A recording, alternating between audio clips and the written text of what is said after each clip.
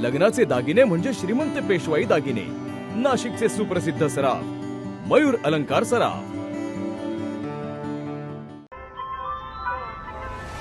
ताज्या बातम्यांसाठी नाशिक न्यूजच्या YouTube चॅनलला सबस्क्राईब करा आणि बेल आयकॉनला प्रेस करा। भारतीय हवामान खात्यानं नाशिक जिल्ह्यासाठी येलो अलर्ट जारी केलाय। आज म्हणजेच 9 जुलै 2026 रोजी जिल्ह्यातील घाटमाथ्यावर मुसळधार पाऊस पडण्याची शक्यता वर्तवली आहे। या पार्श्वभूमीवर जिल्हा प्रशासनानं खबरदारीचा उपाय म्हणून जिल्ह्यातील 6 तालुक्यांमधील पूर्व प्राथमिक तसेच इयत्ता 1ली ते 7वी पर्यंतच्या शाळांना सुट्टी जाहीर केली आहे। या संदर्भात निवासी उपजिल्हाधिकारी तथा जिल्हा आपत्ती व्यवस्थापन प्राधिकरणाचे मुख्य कार्यकारी अधिकारी रोहित कुमार राजपूत यांनी अधिक माहिती दिली आहे। नमस्कार, मी रोहित कुमार राजपूत, निवासी उपजिल्हाधिकारी तथा मुख्य कार्यकारी अधिकारी, जिल्हा आपत्ती प्रशासन, जिल्हा आपत्ती व्यवस्थापन प्राधिकरण।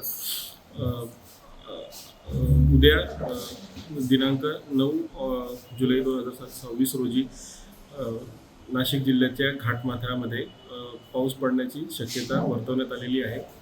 यासाठी IMD कडून येलो झोनची वॉर्निंग देण्यात आलेली आहे। त्या व्यतिरिक्त दक्षिण गुजरातमध्ये मोठ्या प्रमाणावर पाऊस सुरू आहे, ज्याचा परिणाम नाशिक जिल्ह्याच्या उत्तर भागातील तालुक्यांमध्ये होण्याची शक्यता आहे। या सगळ्या बाबी विचारात घेता जिल्हा आपत्ती प्राधिकरण नाशिक यांची बैठक घेण्यात आली। त्या बैठकीमध्ये सगळ्या विभागांसोबत चर्चा करण्यात आलेली आहे। विभागांचे जे काही सूचना व अभिप्राय आहेत ते विचारात घेऊन असा निर्णय घेण्यात आला आहे की उद्या त्र्यंबक, इगतपुरी, पेठ, सुरगाणा आणि बागलन आणि कळवण या 6 तालुक्यांमध्ये शाळा बंद ठेवण्याची आदेश निर्गमित करण्यात येतील। त्या व्यतिरिक्त जे पर्यटन स्थळ आहे, धबधबे आहेत, हे पूर्णपणे पुढच्या रविवारपर्यंत बंद ठेवण्याचे निर्देश देण्यात आलेले आहे। ते तसेच कायम राहतील। त्या व्यतिरिक्त जे आठवडे बाजार आहे, काही धार्मिक क्षेत्र आहेत, तिथे गर्दी टाळण्याची प्राधिकरणामार्फत आवाहन करण्यात येत आहे, जेणेकरून पावसाच्या याच्यामुळे कुठेही कोणाला अडचण येणार नाही। मी सांगितल्याप्रमाणे जे 6 तालुके आहेत तिथे जे माध्यमिक प्राथमिक शाळा आहेत त्यामध्ये प्री स्कूल आणि 1ली ते 7वी यांचे जे सगळे शाळा बंद राहतील त्यासाठी सुट्टी जाहीर करण्यात येईल। त्या व्यतिरिक्त जे आठवडे बाजार आहे ते जे स्थानिक परिस्थिती विचारात घेऊन त्यांनी स्थानिक जे क्षेत्रीय अधिकारी त्यांनी निर्णय घ्यायचा आहे। तथापि आपल्याकडून ते प्रतिबंधात्मक आदेश देण्यात येत नसले तरी तिथे गर्दी टाळण्याचं आवाहन करण्यात येत आहे।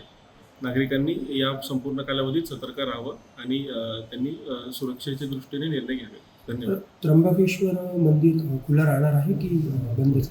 त्र्यंबकेश्वर मंदिर हे माननीय सहआयुक्त सहधर्मदाय आयुक्त यांच्या अध्यक्षतेखाली जी कमिटी आहे त्यांच्या अन्वये याबद्दल निर्णय घेतले जातात। मात्र त्यांच्याकडून जे माहिती प्राप्त झालेली आहे तर तिथे त्र्यंबकेश्वर मंदिर हे उद्या देखील उघडं असणार आहे। त्या व्यतिरिक्त सप्तशृंगी गडाबद्दल उपविभागीय अधिकारी कळवण यांच्याकडून निर्णय घेतले जातात। तर त्यांनी काल जो निर्णय घेण्यात आला होता त्यांच्यामार्फत 7 तारीख ते 9 तारीख या साधारण 9 म्हणजे उद्या परवापर्यंत ते बंद राहणार असं त्यांनी निर्णय घेतलेला आहे आणि तो तसंच कायम राहणार आहे। ताज्या बातम्यांसाठी नाशिक न्यूजच्या YouTube चॅनलला सबस्क्राईब करा आणि बेल आयकॉनला प्रेस करा।